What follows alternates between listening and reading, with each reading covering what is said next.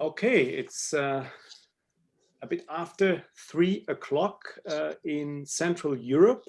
So I don't know. Good morning, good afternoon, good evening. It depends on the location where you live. It's an international webinar today on embedding research integrity education in higher educational institutions. So welcome all of you to this webinar that is integrated in the Path2Integrity project.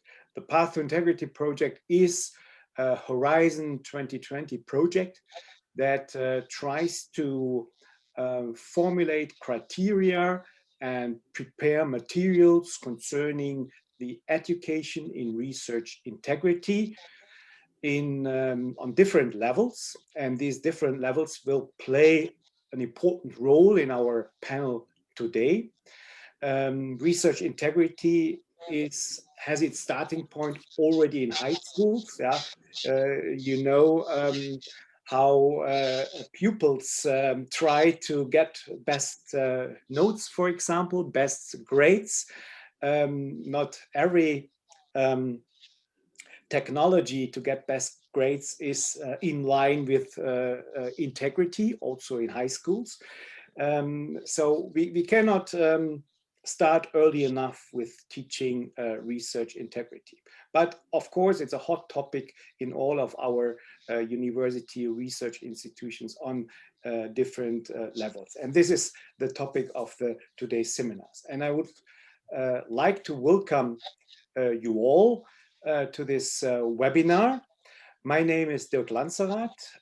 I'm here on behalf of the Path2Integrity Consortium, and I'm myself professor at the University of Bonn. I teach research integrity there. I'm philosopher at the University of Bonn, and my group is part of the Path2Integrity project as European network of research ethics committees, where I serve as Secretary General, because research integrity and research ethics are very much interconnected, and we as research ethics committees cooperate very closely with the group of research integrity officers.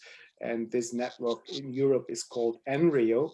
And I guess the RECs and the RIOs are a kind of institutional infrastructure for research integrity and research ethics of universities and research institutes. I would like to welcome, first of all the panelists. Thank you that you take your time for this 90 minutes today. First of all, I would like to welcome Zoë Hammatt. Welcome, Zoë. You live in Hawaii, so it's early in the morning, and we appreciate very much that you took the time to come to our panel today. She's president of C Consulting, and she provides research integrity consultation and different types of writing service in this area. And you previously served as director of the Division of Education and Integrity at ORI. That's a kind of, let me say, role model for our work in research integrity in Europe, with a lot of nice materials.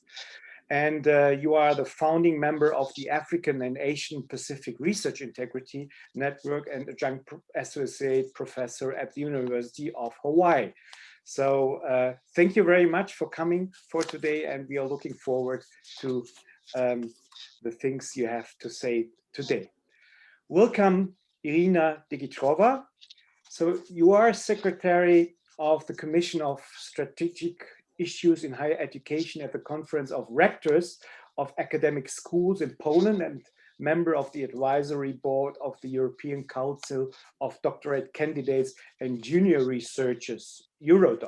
So this is a very important group concerning research integrity, and I think also very vulnerable group concerning the pressure they have in the whole game of research and research integrity.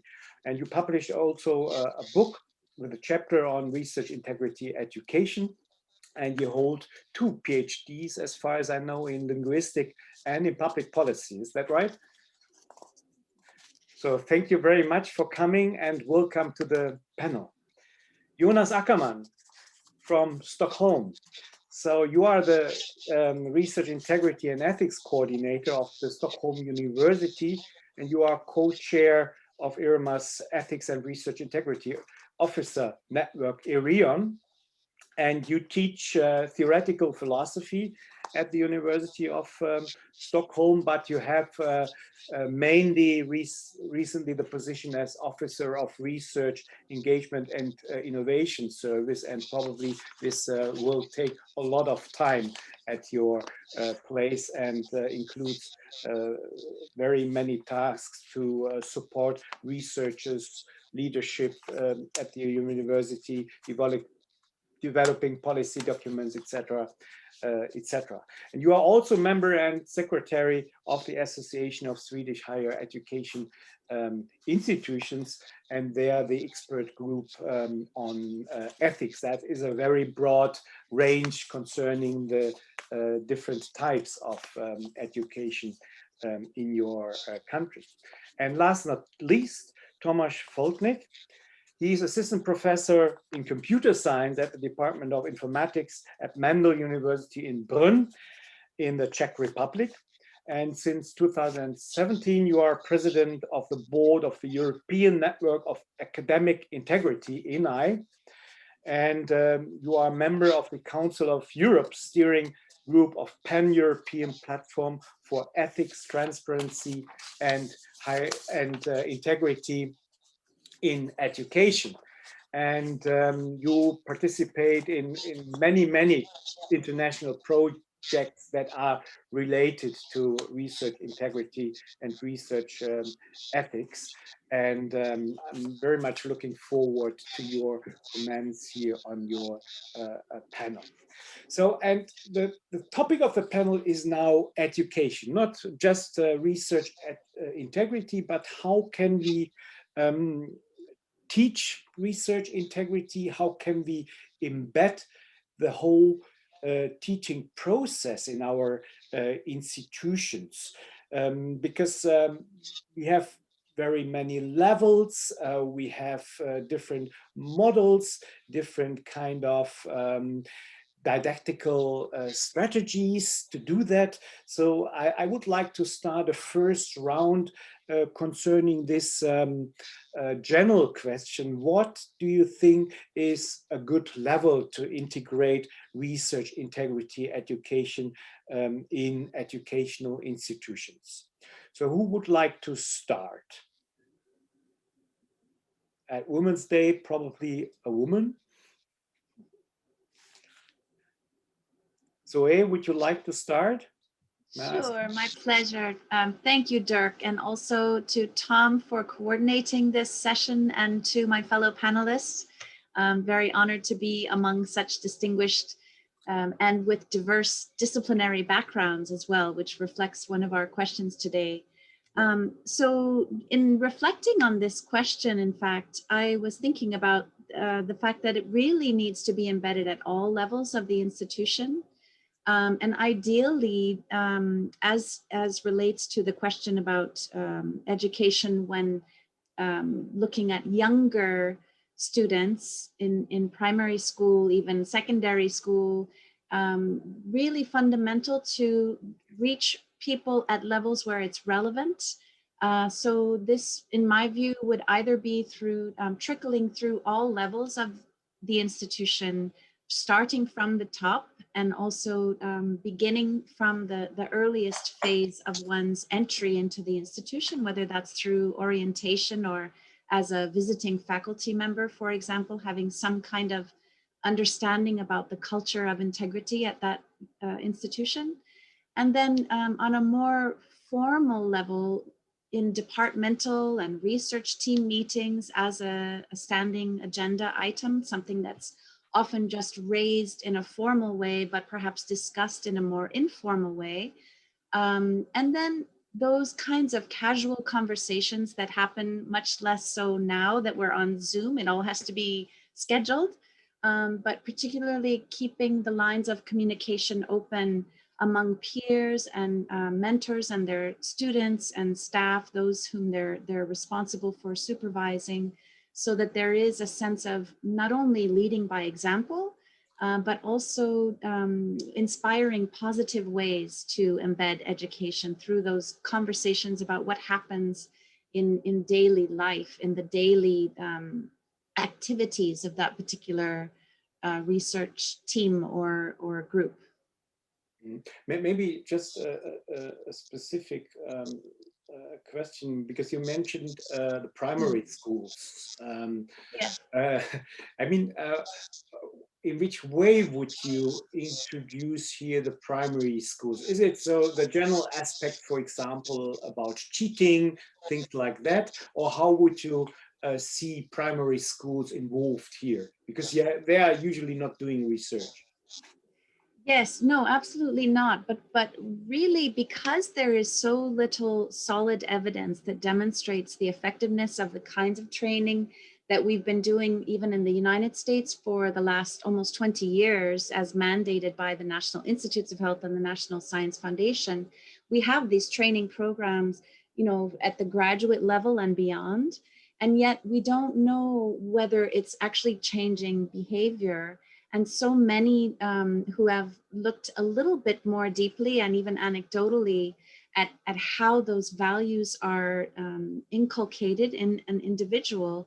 Clearly for each of us, I imagine we have a story from when we were much younger, where we learned either from our parents or our teachers, our community, about not cheating, about being able to accept failure and not have to cut corners, for example, to be able to take a deep breath and not fight with your teammate on the playground. Instead, just relax and it's all going to be okay. Talk about it, be open and honest. That some of those values that are inherent and, as we know, written in statements like the Singapore Code, European Code, etc., are actually taught when we're much younger. So perhaps it's not called research integrity training, but the kinds of values that we hold dear are in fact embedded at an early age. Excellent, thank you very much. Iryna. Yeah, I'm totally agree with Zoe. The earlier the better, indeed. And to start research integrity training at the PhD level, it's definitely too late. And I would like to refer to two parts of your question. I mean, what level and how. First, about what level, we should remember and take into account the context and the environment. The environment, not only academic environment, like school environment or education environment in general, but also external environment. And here I would like also to stress one, to my mind, very important thing. And we often forget about the general environment, I mean political environment, societal environment in the certain country. And we can check it searching the Transparency International ranking for corruption tolerance. And we can see that, and even just to suppose that the society in general, if the society in general is highly tolerant to corruption, maybe something is not okay with this society.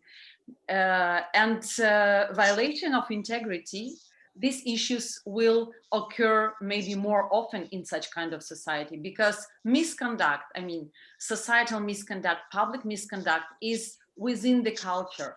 And especially in these countries, the education on research integrity, on integrity in general, should be started as early as possible. And I checked the European qualification framework.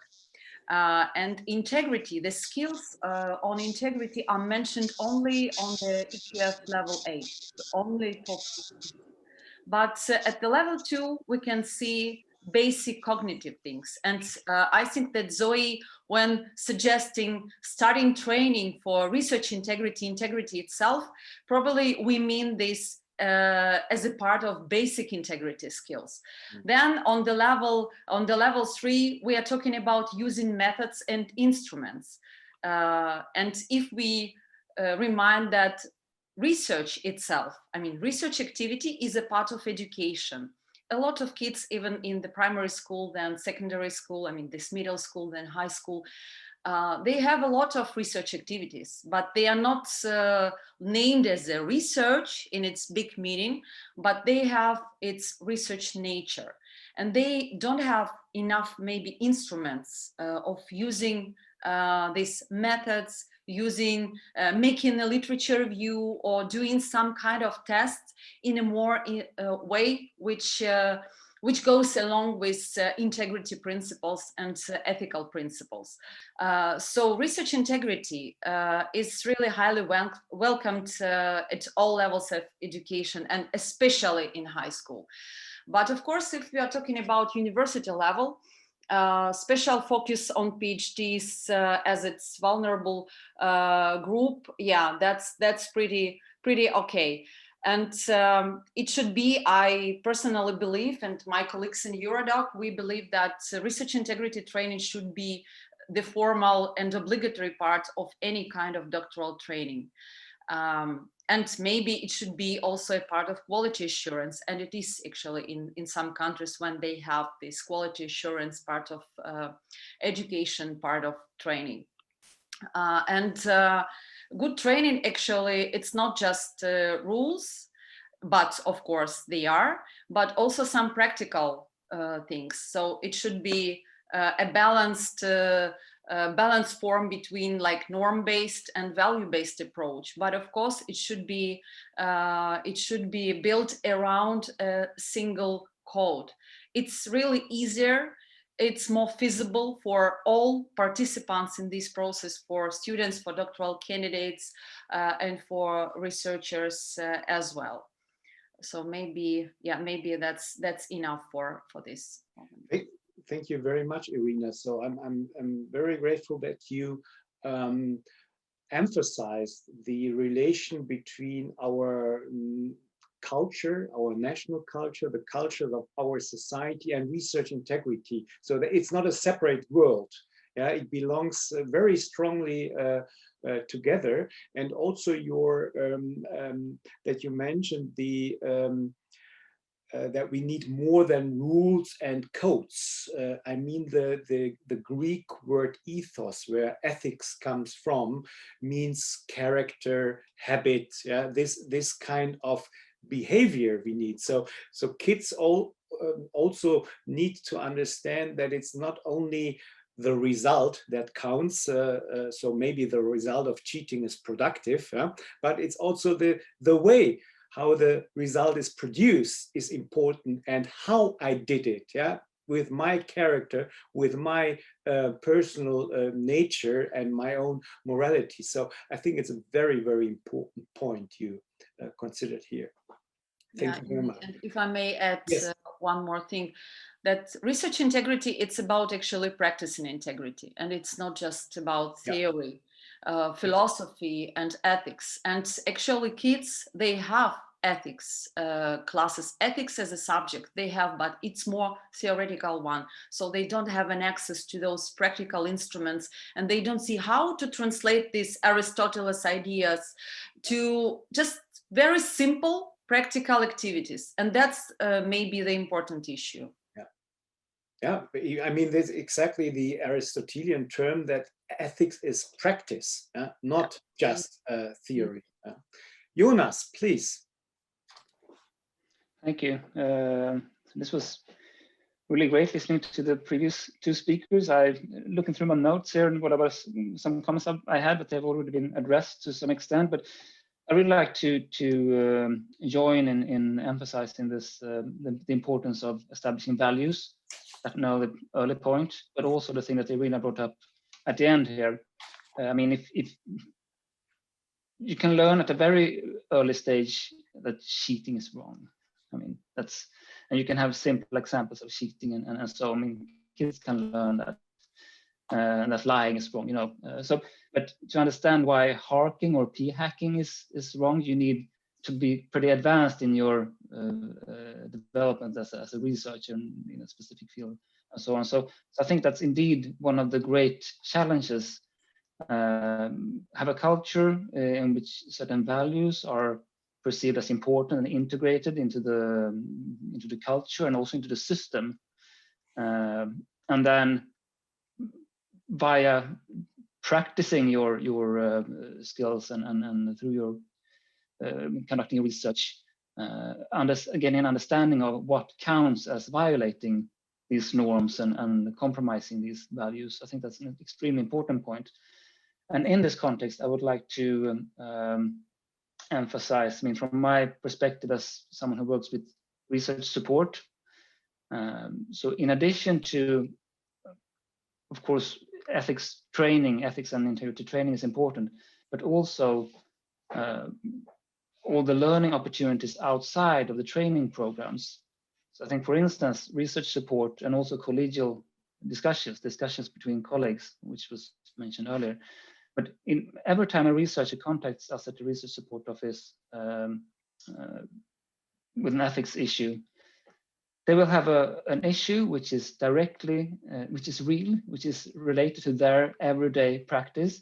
And when we can guide them through that and help them solve that issue, that will be an excellent learning opportunity, not only for them, but also, given that we have a good research environment in which they will go on and discuss this with their colleagues, you will have an effect, a spreading effect in the organization, so that these learning opportunities, you will have good preconditions for learning opportunities if you have a good research environment. So I think that's an important aspect of this.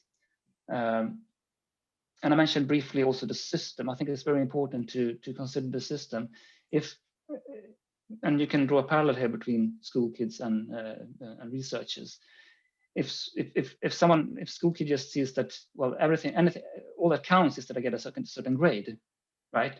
They will find ways to trick the system. I mean, they're not stupid, they're rational, and there's actually quite smart in that way, right? And researchers who cheat are in a way rational and smart, because they see how a system gives them incentives to do a certain thing, and then they do that thing in order to maximize their gain. Yeah. And that, of course, has to be counteracted. And one way is, of course, to have counter incentives. I mean, for instance, punishments and things like that. But then, of course, there are other, even more important preventive measures that we can take. And that's about, well, first of all, both by changing their perception of the system, but also changing the system itself, of course, and making them see that the system is, or rather, I think we can all agree that the system isn't perfect, but at least the way we want the research community and research, the world of research to be, we want it to be a place where these values are integrated into the whole structure. And if we can achieve that and can also make researchers see that, they will no longer have the same incentives in the first place to trick the system. So I think that's a very important point as well. And it's of course a matter of what is measured and how researchers and kids are being assessed, right? So that then it comes back to this very important issue of assessment and the Hong Kong principles and that whole discussion. Yeah, I think this is a very important point, to have the individual on the one side, and on the other side, the system, the infrastructure, because the individual will be lost as long the system doesn't work in the same way. So we are a bit back in this cultural aspect you mentioned before, Iryna. Because the individual must be embedded in a good culture of research integrity. And therefore, I think the Path to Integrity campaign to work with more visibility of research integrity in a given culture is so important, because other way the individuals are always lost. Tomáš. Yeah, hello to everyone.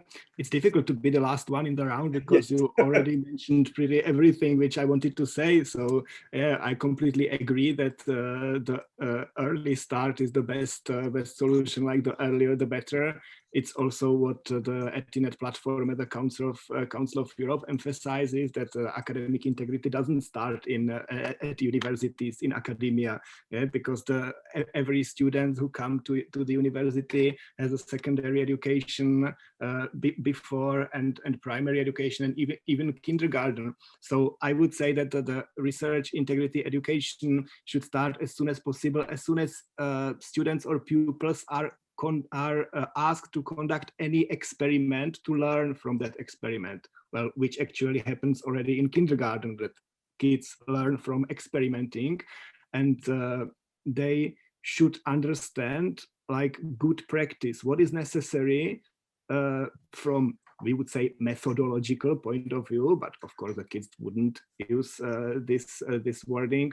What is necessary from the methodological point of view to conduct that experiment correctly, to have some educational outcome out of that experiment. And so it coincides with what Zoe emphasized, the values which are important. Conduct the experiment correctly. We would say with integrity. What Council of Europe and the ETINET platform also emphasized is the role of all stakeholders in education. That is not only about teachers and students, but also about other stakeholders, other people who are involved in the process. In secondary or in primary school, it's also parents who play a crucial role, like especially now in the time of pandemics. I don't know how in other countries, but in Czechia, all schools and all kindergartens are closed now. Kids learn from home, and it is important for parents to understand where's the difference between helping and cheating, or helping them to cheat. And it also correlates what Iryna mentioned, that the process is important, not the result. If my daughter, she's in the 3rd grade, so she has a homework from math. So of course it would take me 5 minutes, what she takes hour. But it's not the goal. The goal is that she understands what the task is about. So my role here is to explain and then check the results, perhaps, but not do the process for her. It's her task, and I can see that a lot of people still don't get this, that they understand helping their children, like doing the homework for them, and this is also it makes their situation easier. The problem is solved for that moment, but the kids then learn how to do their homework and then find normal to ask someone to do their homework for them. So that's why we have the contract cheating companies who are writing the assignments for students and thesis for students and stuff like that. And it has also the consequences in research integrity, because the kids don't understand what's the substance, what is the purpose of that activity. That is not the result, it's the process. Yeah, thank you very much. I mean, when we're talking about this kind of personal dynamics of the pupils, of young students, and to build up their own character, and thinking about the content of learning IR and other areas of research ethics. Daniel Pizzolato writes in the chat, is it only this type of behavior we want to teach in these younger ages, or do you think it's also necessary to talk about the content, the knowledge about what research integrity in terms means? What is your opinion about that? I think Jonas, yes. What we touched on this earlier, that it is a matter of connecting the values to the practice, of course, and that will be very difficult for someone who hasn't experience in a particular research field. I mean, when it comes to certain things, of course, probably at a very basic level, you can understand that the most serious breaches are in violation of the values. But when it comes to this more subtle manipulations of data, for instance, that would be very difficult for someone to understand at that level. But what I think is important, I mean, you talk about character building, and if you look at the psychological research on cheating, and I'm sure someone else can fill in more details here. I'm not an expert in this area, but the things I've read up on, which I think are relevant to research integrity, is, among other things, the importance of the narrative for the person who is in a position of committing a breach of research integrity or not, or cheating, because no one wants to think about themselves as a cheater. So it's very important to most people to actually be in a position to create a narrative according to which this behavior was in some way justified. And I think that's, if we make that as difficult as possible for everyone, then we will have come a long way. And I think you can do that at any level, but you have to adapt that to their, of course, level of knowledge and level of insight into the, I mean, you can't start talking about p-hacking with secondary school kids, but even at an early stage, I think you can start framing this in terms of, I'm not sure exactly how to do this in practice, but I would love to see someone develop a model how to turn this into some kind of teaching tool for connecting this to narratives, narrative building and character building. I think that would be very interesting, and I think that would be perhaps one way to address this at different levels. Zoe. Yes. So Jonas, this is such an insightful point about the narrative. And in fact, in preparing for this, I was looking again at the Path2Integrity learning cards, which before we all were in lockdown, we were able to meet together, I believe it was in Brussels, and went through the exercise of the cards. And part of the toolkit really relates to the narrative and actually gives the attendees in this small group environment in discussing a particular case scenario the chance to revise and change the narrative in a more positive way. And in fact, that reminds me of some of the best teachers I had when I was in primary school and secondary school, who actually put us in those hot water situations as a role play, which of course, you know, people know is fun and helps increase the knowledge.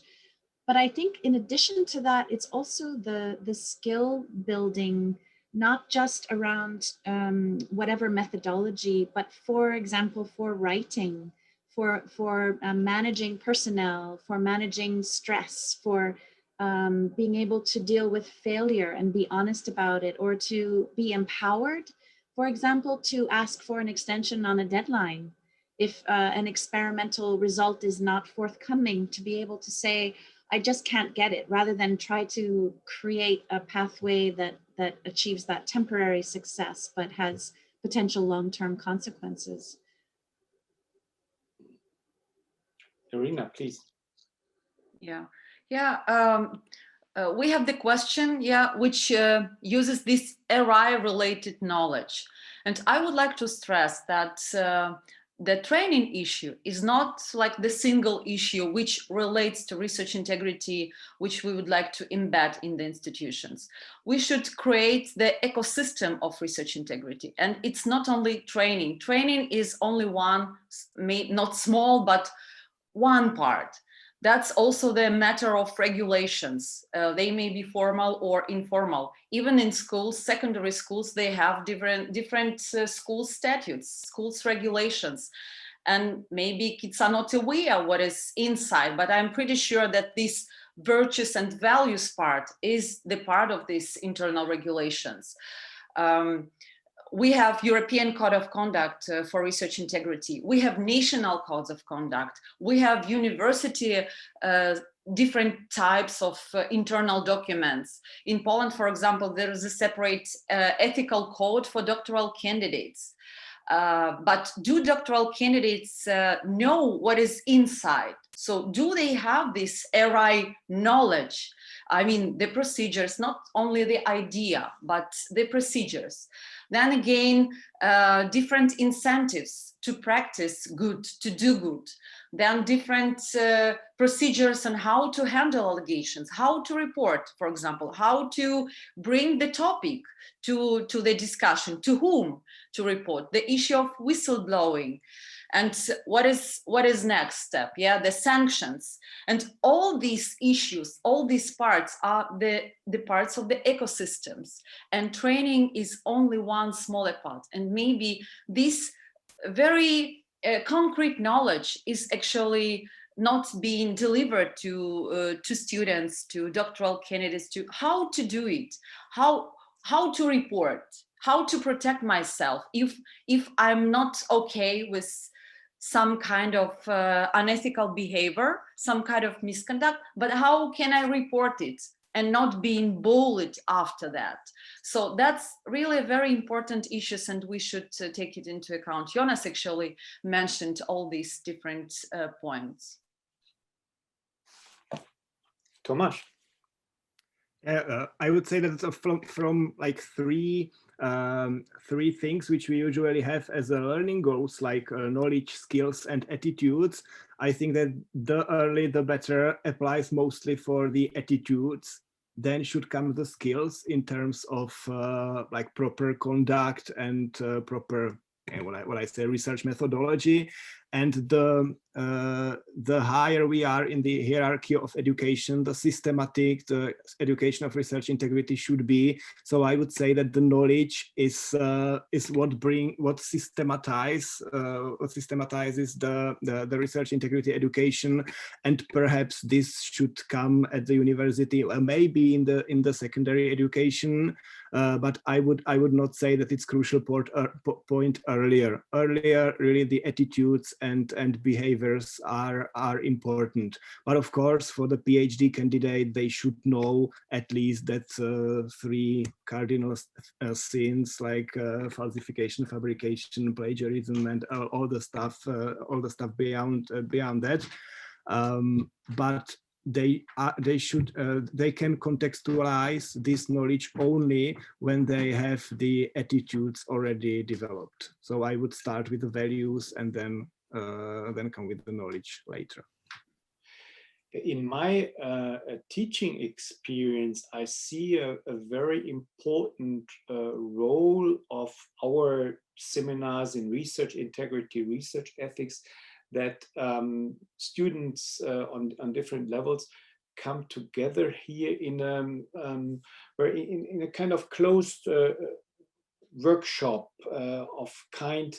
Well, you can talk here without any pressure because I'm not your supervisor. Yeah, it's an open room, so talk with us about your problems, and then you see there are tensions in the lab between students and supervisors, whatever, different kind of pressures. I would like to know, Iryna, is this a topic in EuroDoc that people come also with this type of problems of as vulnerable group in this framework of research integrity, that they are often under very much pressure, that their jobs depend on how to behave against the system, in the hierarchy, because also this issue of telling the truth or whistleblowing is very much included in this whole game. Yeah, indeed. doctoral candidates are truly vulnerable group, and they are weaker than their senior colleagues. Yeah. And there is a lot of dangers which can happen in their environment, and a lot actually depends on the research environment itself.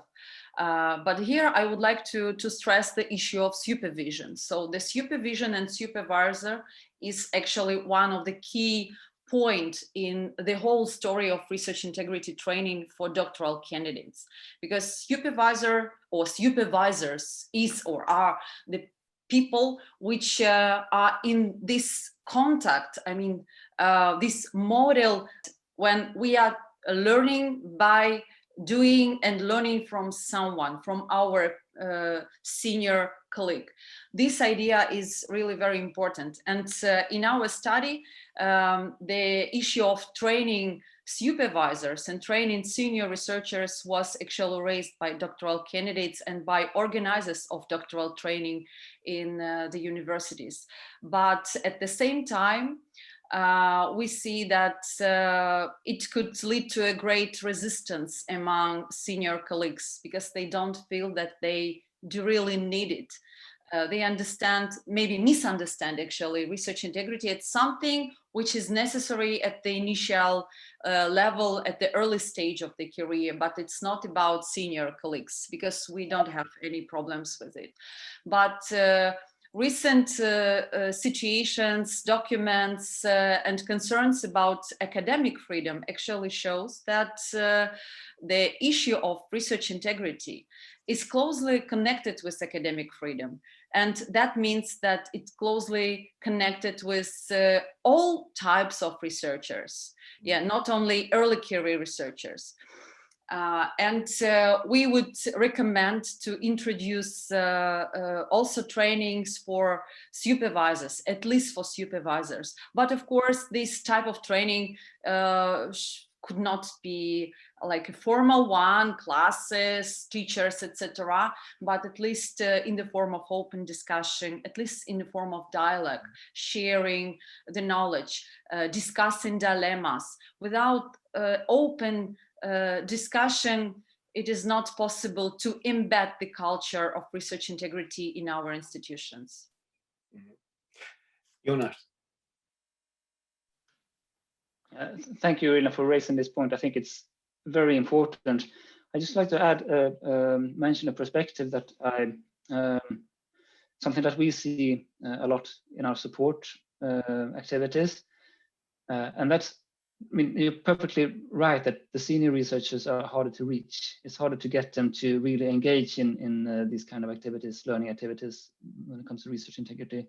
Many of them think that they already know everything that there is to know, and their experience, and of course they are already in this position where they are seen as role models and so on, and they're getting used to that perspective. But we have seen on several occasions how we actually managed to reach them via the PhD students. So the PhD students will in general be much more worried about these things than their supervisors, and they will think that, well, maybe I need to go through some ethical review with my project, and then they come to us and we say, well, probably you do. We need to involve your supervisor, and then we get in touch with the supervisor, and we see that, well, the supervisor is inclined to not go through with ethical review because that's not something we usually do. But then in the end, what happens is usually, of course, that they go with our advice because we're usually right. And that's one example of this kind of learning experience that I was talking about earlier. And I think the PhD students are an important key, at least for us at the support function, for reaching the senior researchers.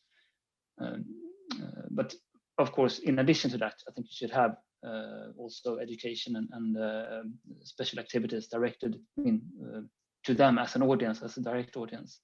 And I think it's also very much like that you brought up the topic of role models, because I think that's also ties directly to the issue of narratives that I brought up earlier. I mean, of course, if you can tie a narrative to a role model, that's what many people will do. So I'm doing this, there's nothing wrong with this because this is what my supervisor used to do, right? And that's also perhaps something to keep in mind when you teach at more basic levels, have different kinds of stories with role models. This is what you can do. This is the good guy. This is the bad guy. I mean, in a very simplified case, but that kind of thing is also important for the narrative. Yeah, and for conflict resolution, if I may add that Jonas mentioned that doctoral candidates may refer, may ask, may advise from someone, right? So that's why it's very important and even crucial for universities to develop this supportive infrastructure.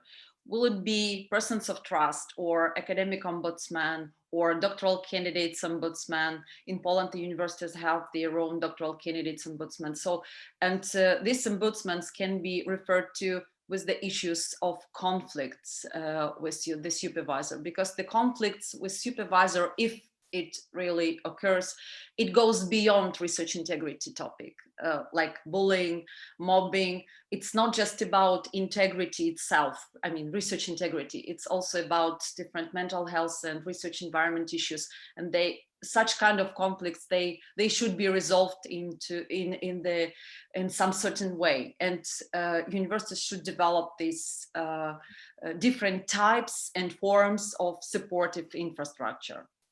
Yeah, this turns it back to your first topic of having a good culture, because these mobbing aspects and other types in the hierarchy, in the whole academic system, there are so many traps, and they belong to the same group of problems. When we think about this type of habit, behavior, etc., and think about primary schools and high schools and universities, do you think it is important to link these different educational levels more than we are doing now, that there are strong cooperations between schools and universities concerning this aspect? I mean, there are several corporations concerning scientific content in physics or mathematics or whatever, but should that be also the case with research ethics, research integrity? What do you think, Tomáš? I definitely agree. I think that yes, but I wouldn't position it as a separate topic. Yeah, at first for the reason that if it is anything which people may perceive as an extra activity, an extra workload for them, they would try to reject it. But already universities cooperate with secondary schools a lot, simply because they want their students or they want to present their research, or they want the students from secondary school to participate on their research, whatever reasons might be there.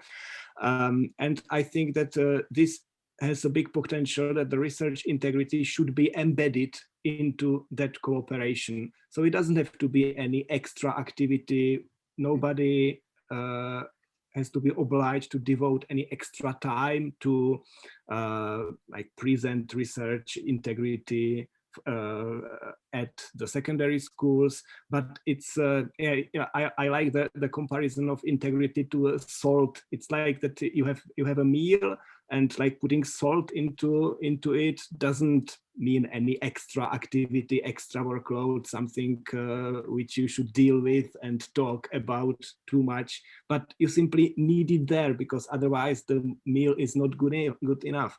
And the same is for integrity in any activities, in any academic activities, including cooperation with secondary schools. Yeah, so it should be there, but doesn't have to be explicitly mentioned. I mean, when I read as I think I was a PhD student in that time, the first code of conduct set it up by our German academic institutions, I was very surprised, because I said to myself, well, this is what science is about. It's not something extra. It belongs to the concept of science. But obviously, you need to make the implicit explicit, to hear it, yes, and to live with it. So this explicitity is very important for this type of topics in our area of life and academic education.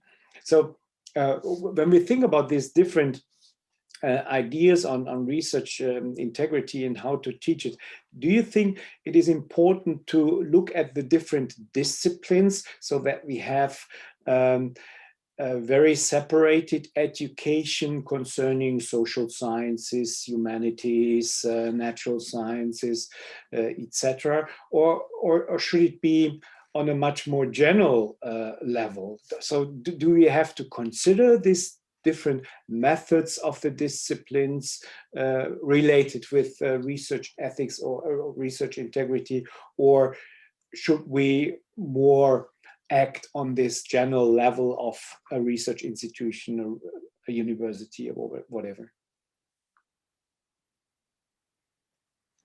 Tomáš?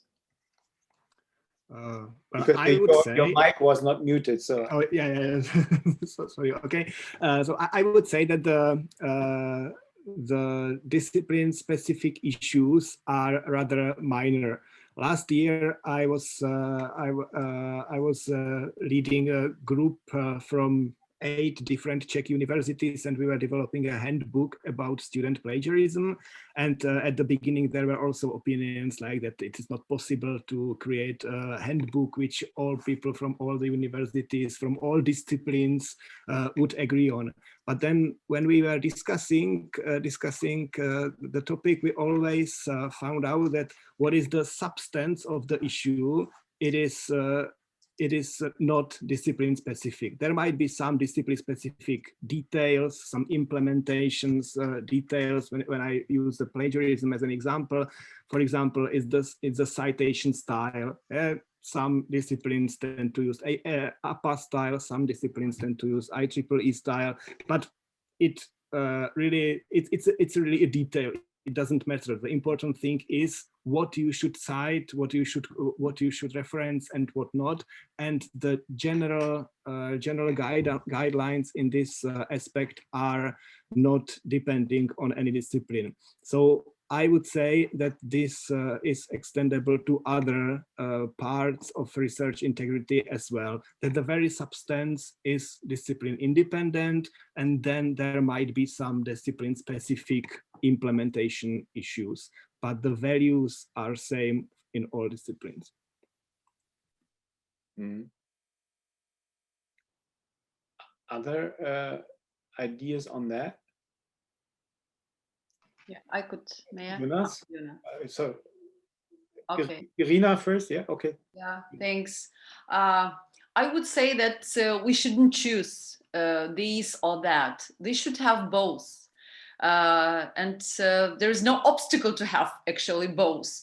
Yeah, from the one part, the principles, the ethical principles and the principles in, for example, in the European Code of Conduct, they are quite general. And the code is the one code. There is no ethical codes, I mean the European ones for each discipline, but at the same time there is some specifics in research procedures, in research methodology, in data management.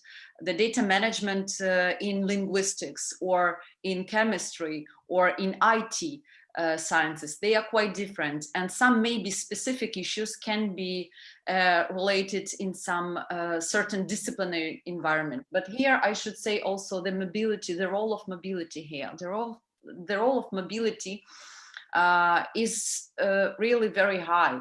I mean, geographical mobility, when doctoral candidates or students or school children, they come to a new environment which have another maybe higher research integrity culture, and that also matters. So the disciplinary differences are not maybe the most important, but also I would like to stress here, referring to the previous point about this cooperation between university and school system.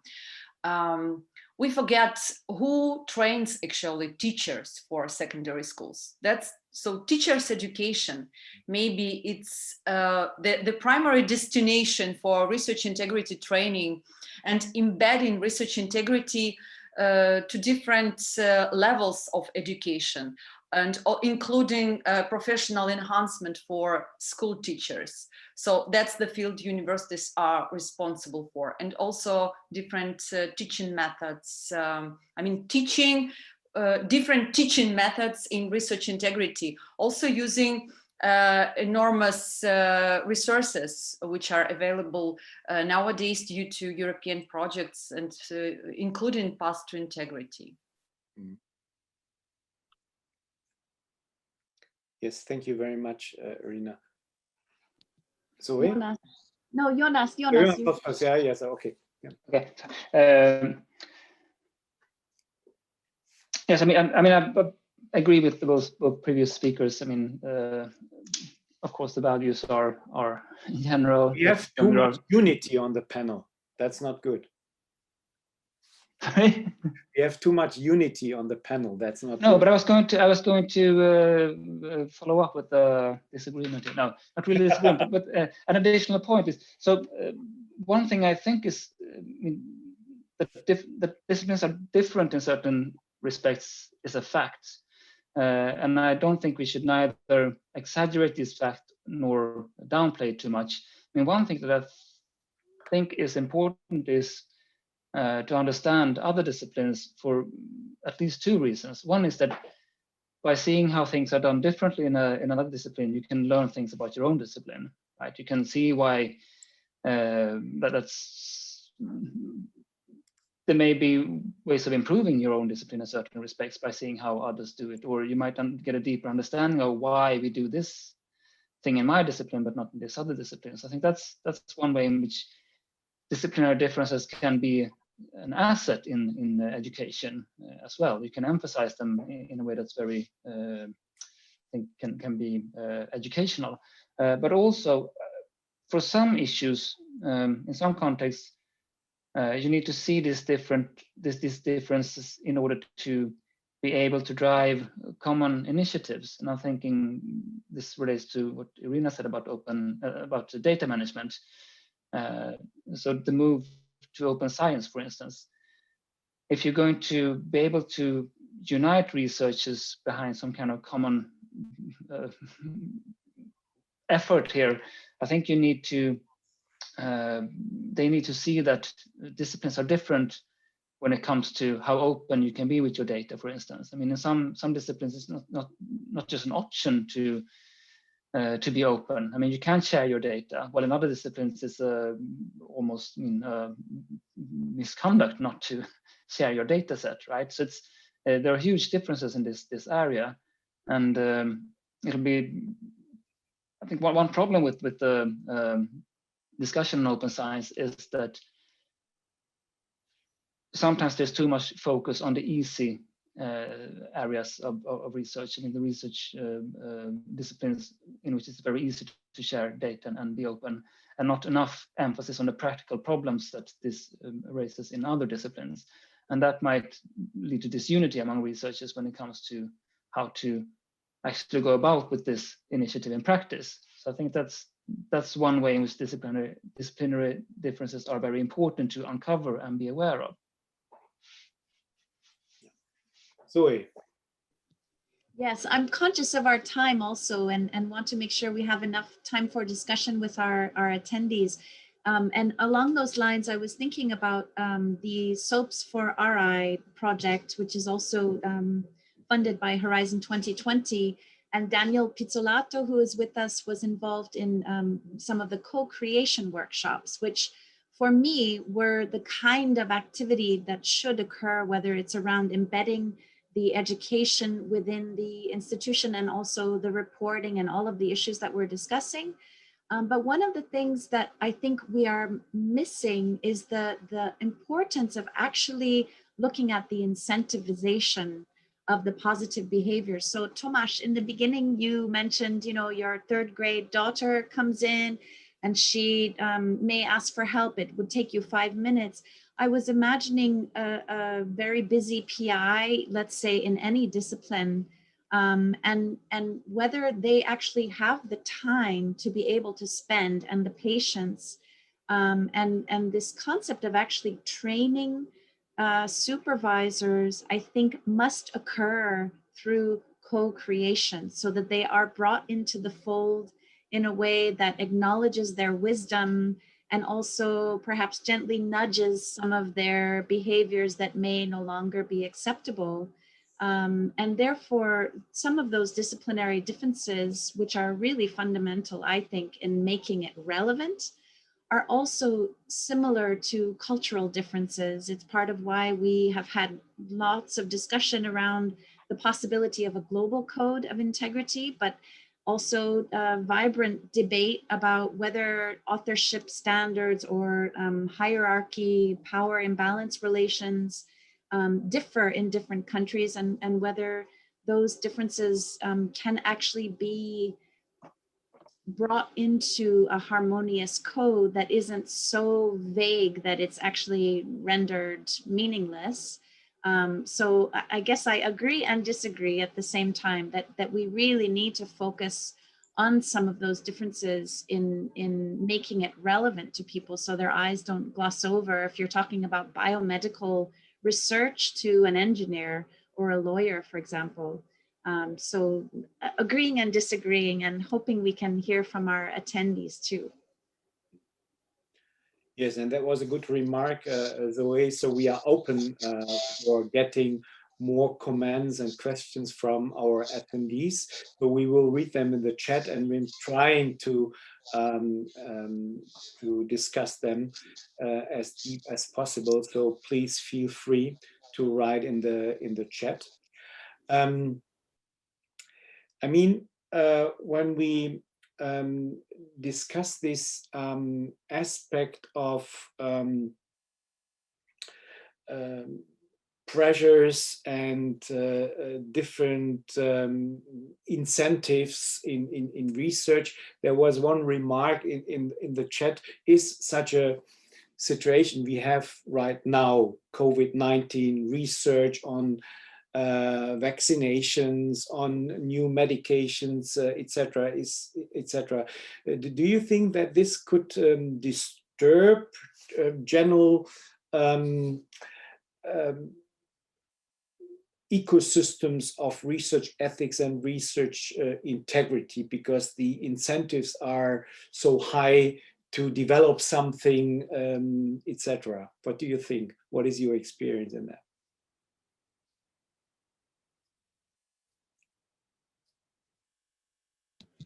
Jonas was nodding. Yes, I mean, we actually did organize a seminar, a special seminar on this with the expert group, which you mentioned that I'm part of.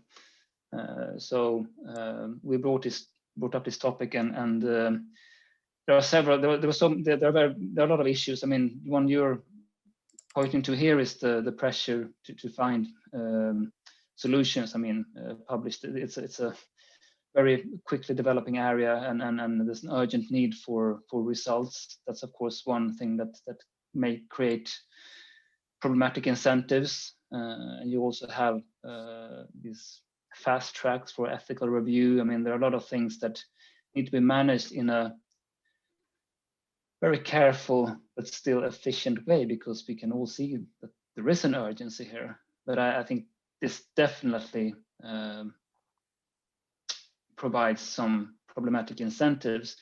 And also something that has been very clear lately, this has come up for debate in Sweden, and has even been addressed now by the government, is the increasingly harsh tone between researchers on these issues. I don't know, I haven't really followed the debate in all other European countries or outside of Europe, mostly in Sweden, but here in Sweden there has been a debate about this harder discussion climate. So previously we have gotten more and more used to researchers being attacked by people from outside of the research community, And that's, of course, very problematic in itself. But what we have seen now, which is quite unique, is that there's also been similar kind of attacks between researchers within the research community. And that's also something that can provide very problematic incentives. I mean, in the end, people might even give up on doing certain kinds of research or report or making their voice heard in the debate, in the public debate. And I think that's also a question of research integrity. I mean, the silencing of important information.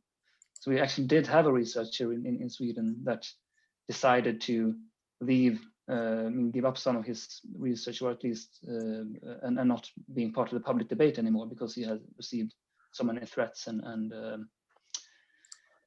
so it's a problem. There are a lot of things, but just to mention two of the things that we also addressed in this national seminar.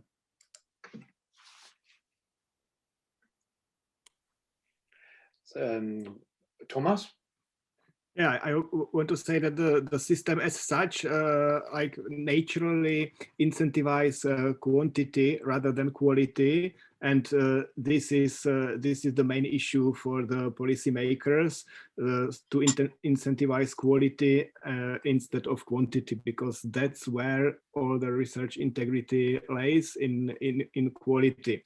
So if the researchers are not evaluated for 100 papers they published a year, but for the best 5 papers or best, I don't know how many, doesn't matter, papers, so it opens them the capacity to focus on these like high quality results and make sure that everything is done properly and with integrity. But it's I know that it's complicated issue.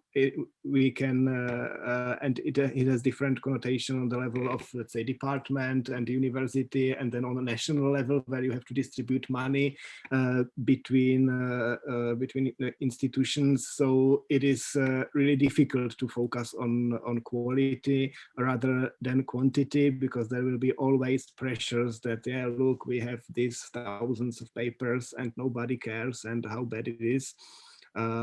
So I agree that the issue of incentives is really important, and also you have also the negative incentives which also work. Yeah, if there is some problem, some retraction of the paper at particular institution, the institution can be penalized in a way, and then it's the responsibility of the institution to make sure that all the processes, internal processes in that institution work in a way that prevents misconduct. So both options, I would say, make sense. Yes, thank you very much. I mean, we in the EUREC network, from the perspective of the research ethics committees, we formulate a position paper in the very beginning of the pandemic crisis to make very clear that we cannot step away from clear scientific standards, but also not from ethical standards. So also the risk for the human participants and all these issues are so important to reflect. And we have a conflict between different European countries concerning with human challenging trials, whether it is can be accepted to infect healthy human participants with a potentially deadly virus, even when it's a group of persons that may have not the highest risk to die. But we have a conflict here. And what I see in our daily work in the research ethics committees is that sometimes there are very sluttishly prepared documents and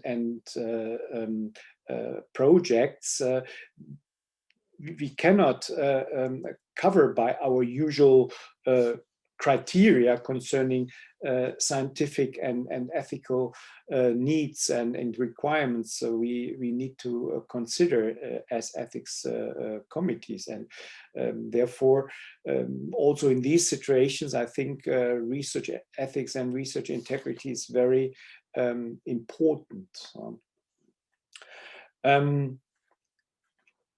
Julia Pris-Buchheit, she wrote in the chat that there is a study of Path2Integrity that showed that undergraduate students do not see the enormous need of being trained in research integrity.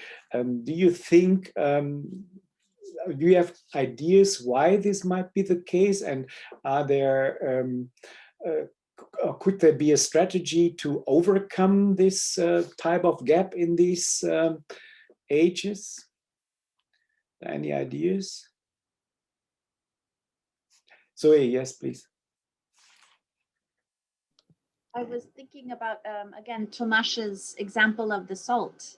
So really, rather than this add-on idea and describing it as research integrity, making it relevant to the work that they're doing.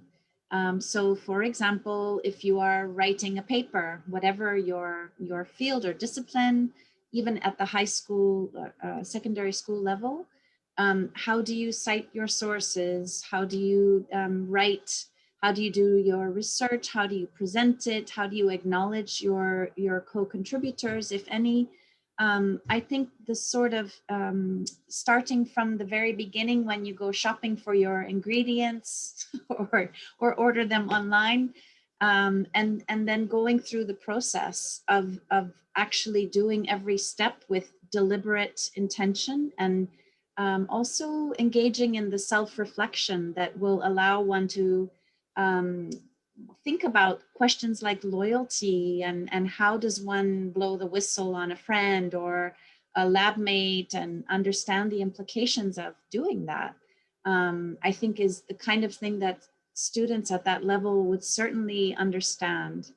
And then of course the converse is true when there is this hyper competitive environment and all the students are trying to get their homework, trying to sign up on Zoom. Did you do your homework? Yes. My teacher will never know because I'm not actually in class. That those kinds of things can obviously go the other way. Mm.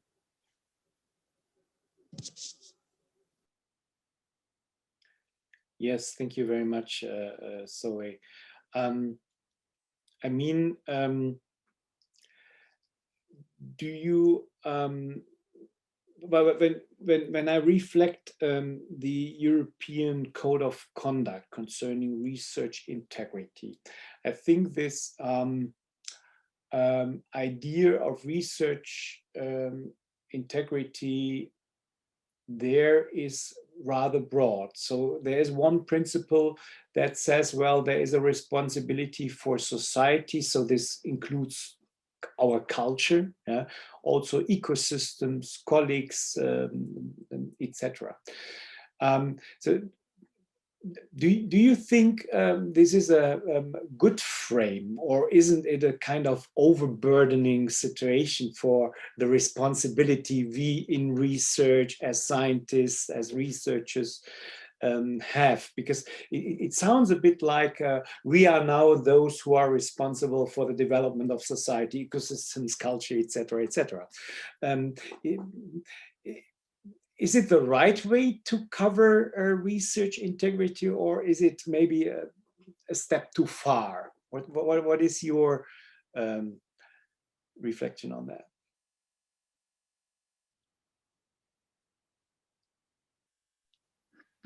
Jonas. I think it's,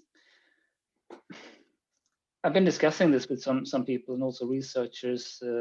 We recently developed a research integrity and ethics policy at Stockholm University, and then we did refer to the LA code and the 4 basic fundamental principles in that document.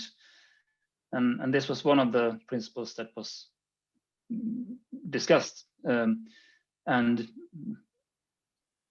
in one way, it's putting a lot of responsibility on the researchers, which is perhaps unreasonable. I mean, the wider impacts of the research, I think, is the formulation in the LA code, which is, of course, impossible in many cases to even understand. I mean, it's the idea is, of course, for the research to have some kind of impact, but you can never be be held responsible for every little, for every consequence of your research, of course, if you take it that far. But I think it's still important to point to that kind of consequence. I mean, it's not just about how you conduct your research, it's also about how you present it, how you take responsibility for it not being presented misleadingly, for instance, in the media. I mean, if you go to an interview with a journalist and you don't really take the right kind of measures, or if you try to sell your research, I mean, give it a little bit of spin or something, I mean, that's also a breach of research integrity. We want to point to that aspect of the responsibility. Mm. But then I guess when we do discuss this, we need to, I mean, put it in some sort of reasonable proportion to what you can actually do, of course. I mean, it shouldn't be. So I think it's right to have it there. It's important to have it there, but it needs to be interpreted in a reasonable way, of course. There are limits to what you can do as a researcher, but you should do what's within those limits. Yeah, I also think we need to find the right balance between our social responsibility and what we do as researchers, and also how free we are. I mean, this is also an issue of open science. How much stakeholder driven is open science? Yeah?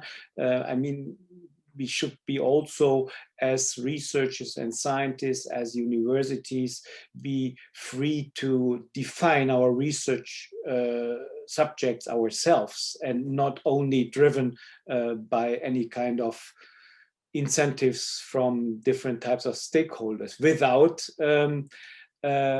thinking we don't care for society and stakeholders. So this needs to be balanced in a right way. So maybe trying to find in the last round, do you have good examples to initiate to the interest of younger students to be interested in research integrity, research ethics topics? And do you have good examples, good experiences of how to integrate research ethics teaching in your institutions, in your organizations? Maybe having one final round on this. Tomáš. Yeah, if I may start, what I liked very much was is a dilemma game.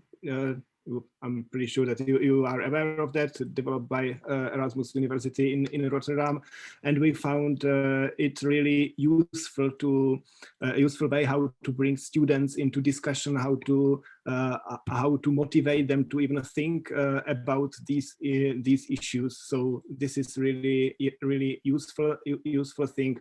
And I want to add also to the question which was here asked by Julia, that this undergraduate students do not see the need for being trained in research integrity. I think that is just the question of motivation. Well, if you ask someone, do you want to be trained in research integrity? They probably answer no. Well, am I a fraudster to be trained in integrity? But yeah, if you ask them, let's play the dilemma game, they probably say yes. And it means that they are interested in being trained in research integrity. So motivation, I think, is the key thing, and it can be applied not only to students but also to that senior researchers who are also reluctant to being trained in research integrity. So right motivation, I think it's a key thing. Thank you. Jonas? So I fully agree with Tomáš here. It's I think it's important to make the target group, be it young children or senior researchers, to realize that this is something that concerns them. And one thing here, which I think you also touched upon now, Tomáš, is that if we need to have, I mean, the dilemma games are good because they can illustrate how this can be something, a kind of behavior or a kind of difficult situation that you could end up with. It's not just about these big scandals where you have, I mean, like Macchiarini or Stapel or something, where you can clearly see that this is someone who is on a very large scale cheating or committing these very egregious forms of misconduct. But there are nuances in this, and even your neighbors, your colleagues can engage in some of these behaviors, and you need to learn how to draw the line. And you need to learn how to uphold research integrity within your institution and within your own research. So I think you can only do that by making people identify as someone who is in a position, might end up in that kind of position, where you have someone close to you who has behaved in an inappropriate way, or where you yourself end up in a situation where you have to choose between two very bad alternatives. I think that's very important. Thank you very much, Jonas. Zoë. Yeah, I was just going to again emphasize the relevance factor, and I'm thinking of Fenneke Blom, who, for those involved in NRIO, gave a presentation actually in Stockholm, Jonas, about using film, for example, and small excerpts from films to raise scenarios in a way that is more engaging for people, and including, again, involving those senior researchers and those at the various levels of the career in the development of the courses, so that they can say, this is ridiculous, my students won't be interested. And one point Philippe Feldman raised, salut Philippe, is about the question of when those more junior students are trained, let's say in authorship guidelines, for example, and yet because in many institutions, including here, University of Hawaii, the senior PIs were not required to take the training. So they would say, this is all well and good, but how am I supposed to go back into the lab and tell my PI that he or she is following ridiculously outdated authorship criteria? So this issue of bringing in the institutional support and buy-in, I think, is also really critical, and funders can play a role here too, whereby, for example, if the university requires all lab directors or research directors to have their authorship policy discussed and posted so that it's consistent for everyone, just one example of making sure that there isn't this perpetuation of the power imbalance, where although the junior student in the responsible cognitive research training program may have new knowledge and new skills, they know how to deliberate, but they're speaking to their boss about something that in fact the boss may be perpetuating. So I think the examples of co-creation and engaging the stakeholders in that will help make it relevant, and then level the playing field a little bit as those who are perpetuating perhaps more detrimental practices get older, and maybe the next generation will all be able to discuss it in a way that's more open and transparent. Yeah, I mean this situation of PhD students and also undergraduate, we often think in this situation it's transient, yeah, and it will stop at any time, yeah. So, and then I am the boss. So this situation is very scary from a research integrity field, because that means a lot of problems are not known or not open to see, and people don't talk about it, yeah, because we do it all the time, but it's not something we discuss in the lab or with the supervisor or among supervisors, because this is the typical behavior, and the scary point here, I think, is because it becomes genetic, because we behave from generation to generation the same way, and it's our job trying to fix this scary point. Sorry to interrupt, Iryna. Your part. Yeah, very nice point. Actually, I would like to refer what Tomáš and Zoe stressed also. I should say that maybe for undergraduates and for high school children, maybe this wow effect in choosing training methods or teaching methods for research integrity is really crucial.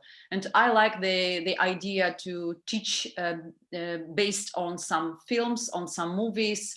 I should say that Black Mirror, I'm thinking about how to integrate the training on research integrity and artificial intelligence based on Black Mirror series on Netflix. That's really a great teaching tool. Great film also on being a scientist from Leiden University. It was created within the Printasia project, and it's also available as a whole, but also available divided onto episodes. And each episode is actually a certain topic, it's certain concern and field of diving into the knowledge about research integrity itself in this practical mode. Why undergraduates, they don't like or would not like to dive into this kind of training, because maybe they have some prejudice. They think that it's theoretical philosophy, and it's again, I need to learn a lot of different philosophers from ancient times. So they don't actually understand what is research integrity itself. And that's the difference from ethics. Yeah, I should say that based on my teaching experience, I had some courses on research integrity for doctoral candidates in some Polish universities. And doctoral candidates, after some classes with open discussion in a dialogue mode, with very practical dilemmas, also using a dilemma game, after watching a film and discussing a lot of issues from the On Being Scientist film, they told that it's for the first time they had a chance to speak about it.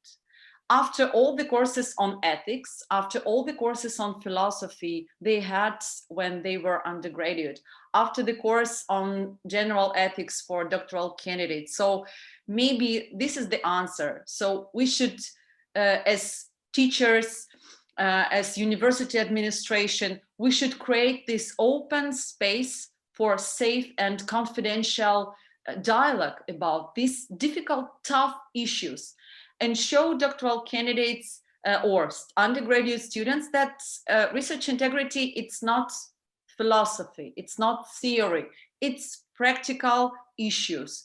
And okay, here you have institutional code, here you have some supportive infrastructure, ombudsman, and maybe we could also train our doctoral candidates how to talk about, how to raise these issues also in the lab, also with the supervisors. And I think it's really requires these wow effects and very practical teaching methods. Also practical importance is really key issue. Students, doctoral candidates, even senior researchers, supervisors, they should understand and they should answer the question, why do I need this? Why do I need, and how I will acquire this knowledge? Theory doesn't work, only practical issues with wow effect. Yes, that was wonderful, famous last words, Iryna. Thank you very much. And I mean, you came back to your starting topic of our culture. I mean, the whole issue about fake news, this type of debate or alternative truth and things like that. This is an issue, and we have this with this respect, we have a debate on science also here in Europe recently. Yeah, how do we deal with science that might affect national feelings, etc. So this is an important point of our debate of integrity, and here culture and science go hand in hand, and then we are back to this ALEA code issue of what is our responsibility as scientists for society. And we are part of the society. Within the society, we are a social practice, and only as social practice science works. And this might be a focus of research integrity teaching as well. So thank you all a lot. So we are already over our time limit of today's panel. Thank you so much for being with us today. And I would also like to thank Tom Lindemann from the EUREC office, who organized this panel for Path2Integrity. I thank also Julia Pries-Buchheit, who is the coordinator of Path2Integrity, to attend the panel and to support the panel. Thanks a lot. Have a nice day, afternoon, evening, wherever you live, in which kind of time zone, and have a great day. Thank you. Thank you very much. Bye. Thank you. Bye. Thank you. Thank you.